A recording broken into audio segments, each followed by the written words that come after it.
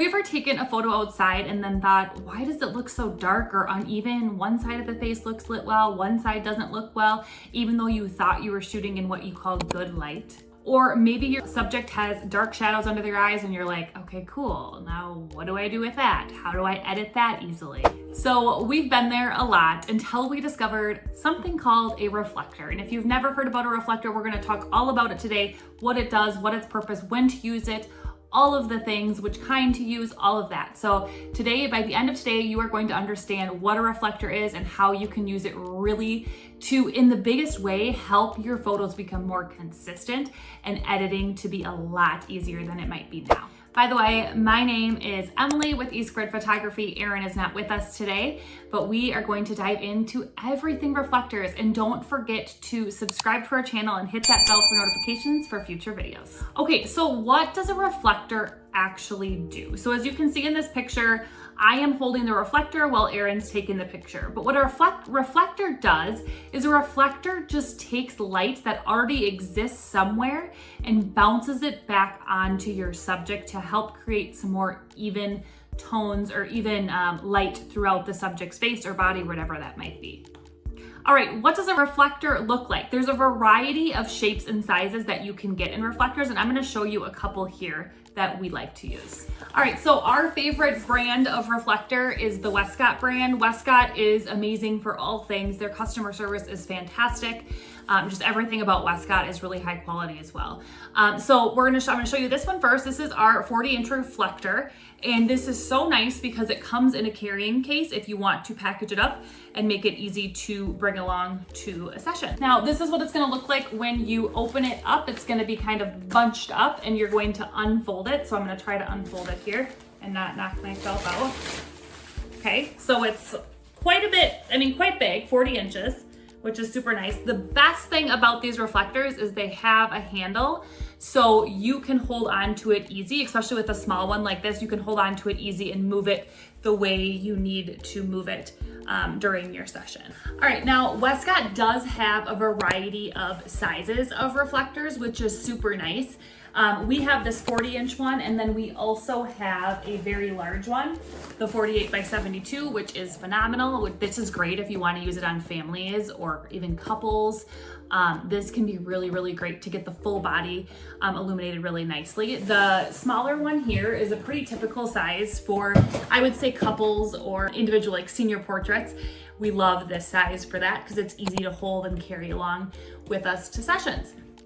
Now, as far as the sizes go, they have ones that range from 20-inch, 30, 40, 50, and then that really big one as well, which is awesome. Okay, so they call these the 5-in-1 reflector because there are 5 different surface options, and I'll break down all of those different options. But the nice thing about it is there's a little zipper on the side, and you can pull out and look at the different options as well, which is really nice rather than having to carry around 5 different reflectors. So that is really great about the Westcott as well. Okay, now to give you an idea of the largest one they offer, I'm gonna kind of try to show you, but as I stand up, it is taller than me. So it is nice, like oval shape, but super nice because you can just prop it up and kind of hold it and kind of angle it towards the subject that way, which is really nice. And it also has the handles, which really helps as well. And these reflectors are not heavy. They're easy to carry around. Like I said, they have the carrying case, which is super nice as well. Okay, so now you might be thinking, okay, but what color? There's 5 different surface options. What color of reflector do I use? Which surface option am I going to use? Okay, so the first one is the full stop diffusion. And with this one, it diffuses harsh light for smooth, even illumination. This is really ideal for outdoor portraits, and it can also double as a softbox alternative for broader, flattering light. The silver reflector is really good to use if you're in a warm, or if your skin tones look really warm on your subject. This can kind of help cool it down if you still need some of that light. So it enhances contrast, which is cool too, and it fills in shadows and adds a spectacular highlight by reflecting sunlight or flash, making images pop a little bit more. The white reflector warms up shots with a subtle contrast, mimicking the golden hour effect and creating a pleasing warmth in your portraits and skin tones. So we love that one as well. And then the sunlight, or the golden side of the reflector, reflects light softly without altering its color, ideal for naturally filling in shadows and maintaining a clean, balanced look. And this is good if you notice that you're in a cool area and you want to pop some warmth onto the face as well. And then the black block we rarely ever use. Actually, I don't think we've ever used it. It flags unwanted light by blocking reflections or providing negative fill for creating shadowed, moody effects. So this would be maybe good if you're doing some sort of dramatic shoot of some sort, which we don't do a lot of, so we don't use that one a lot. Okay, so now you might be thinking, when do I use a reflector? How do I know I'm in a situation where a reflector can be beneficial? Well, there's lots of different ways you can use it. One of them is backlit situation. So when the sun is behind the subject and you need to get some light onto the subject from that sun, it's a really great time to use it there to brighten up their face when you have that blown out kind of look behind you. Harsh overhead light. This is a really good way to use a reflector to block spotty light and really make it even light on your subject too.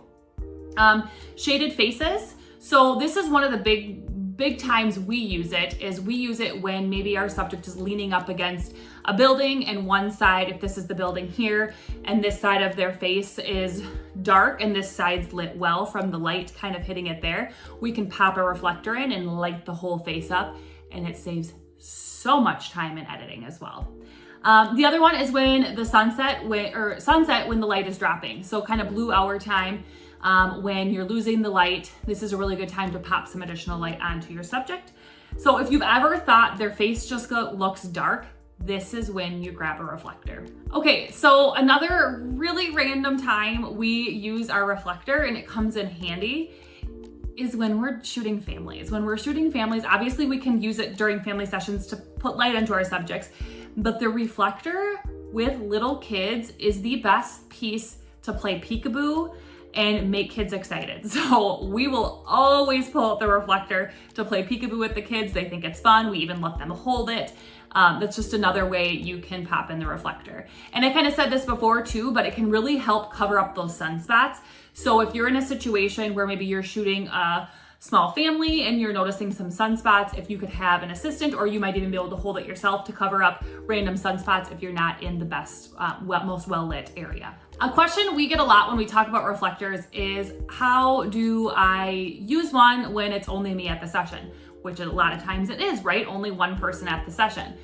So a couple of things with the Westcott, like I said, they have the handles, which makes it so much easier to actually hold on to it. And the really large one is nice because you can basically just lean it and hold it with hold it lightly with your hand while you're shooting. Another thing we do, especially at senior sessions, because we use them a lot during senior sessions, is mom will hold it. We'll just kind of teach her quick how to use it, which is super simple. You move it around until light pops on the face, right? So we will do that with her, or teach her how to do it, and then she'll use it throughout the session for us here and there when we want it. Okay, so now how do you use a reflector? Now you kind of know when you could use it. How do you use it? So what I would suggest is bring a reflector along to a practice session or a session, and just kind of in every location you're shooting in, just kind of pop it in there and see what it does. So the steps that we take when we are using a reflector is obviously step 1, we place our subject. Step 2, we find where the light source is, where the sun is. Step 3, we put the reflector opposite the light. And step 4, angle it until you see the light hit the face. So you're just really, you'll literally see it working. So you just move it around until you see it's good. So basically you're at a session, your senior's leaning up against a wall, you're taking the photos, and you're just holding the reflector and angling it all the way around and around until you see boom, and you'll see it, it'll be really obvious, boom, the face lights up beautifully. And you see even light across the whole face rather than half lit, half dark.